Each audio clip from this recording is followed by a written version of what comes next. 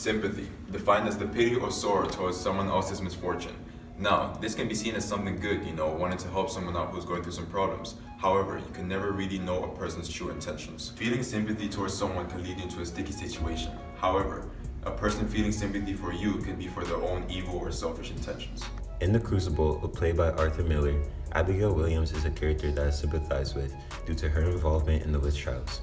Right from the beginning of the play, Abigail Williams is described as a character that is a strikingly beautiful girl who is also an orphan. She also has an endless capacity for dissembling. With this info already, it is easy to sympathize with her purely from the fact that she's an orphan, left behind by those that didn't want her in the town of Salem. Later on in the play, however, this sympathy leads to disaster. Abigail is a very cunning and manipulative character, especially seen in Act 3 where she has Mary turn on John Proctor by manipulating her, making Proctor's argument invalid, and Danforth feeling even more sympathetic for Abigail.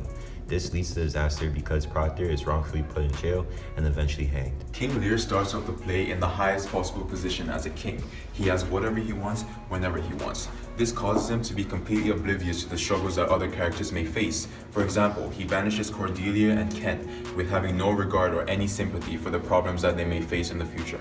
We've all read the book, so we know what happens to King Lear. He eventually loses all of his power and his status. However, something very important happens to him. He gains sympathy for Gloucester. However, this sympathy was only caused by the more intense feeling of empathy, which is basically when you share and understand someone else's problems.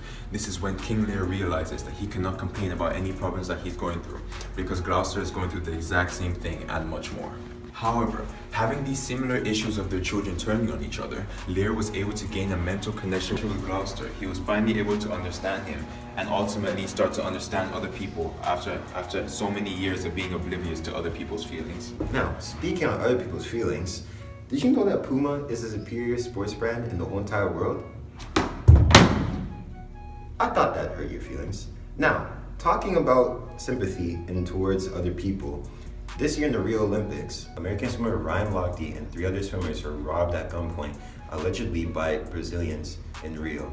Now, looking at what happened around the Olympics, based on the corruption of the Brazilian government, people were very, very quick to sympathize with Ryan Lochte and feel sorry for him. But he did not know the final details of the story. Afterwards, reports came out that were conflicting with reports that originally came out. Reports came that this whole entire story was fabricated and indeed did not happen at all.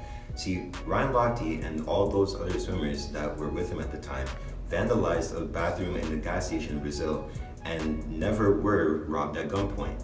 This led Americans to go back on feeling sorry for Lochte, and in turn also embarrassed America as people from around the world looked at Americans as liars and as people that don't tell the truth, just from what Ryan Lochte did in that one scenario. In addition to this Lochte story, it teaches us that we should watch on how we feel sympathetic towards others.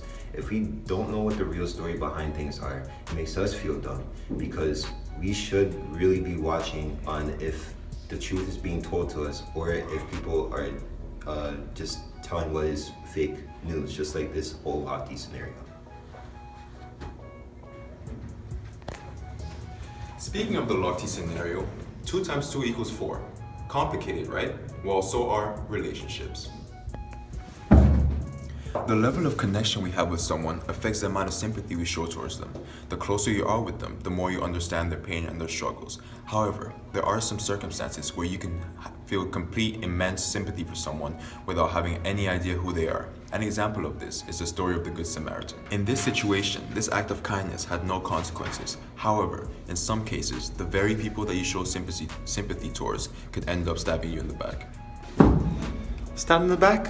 Well, that hurts. You know what else hurts? Seeing a kid that gets punched in the face. But what if that kid that gets punched in the face is a bully? Then what would you say? You see, we tend to feel sympathy for even the slightest of videos that we see on social media. We feel sympathy even though we don't know the story behind it.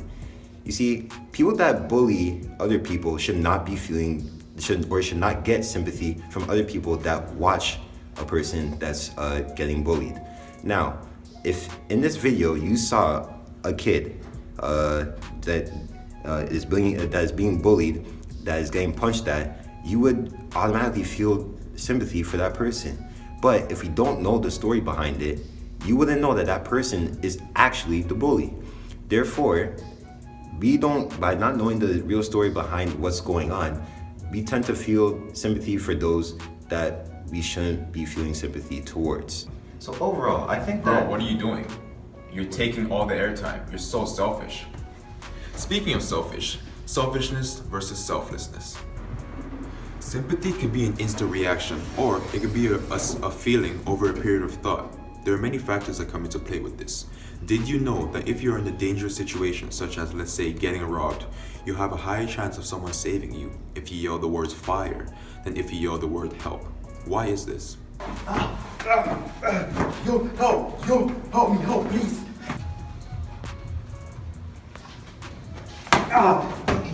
I mean, fire. Oh my God, what's happening? Really, bro? What's wrong with this guy, bro? So, how does this all relate back to the crucible?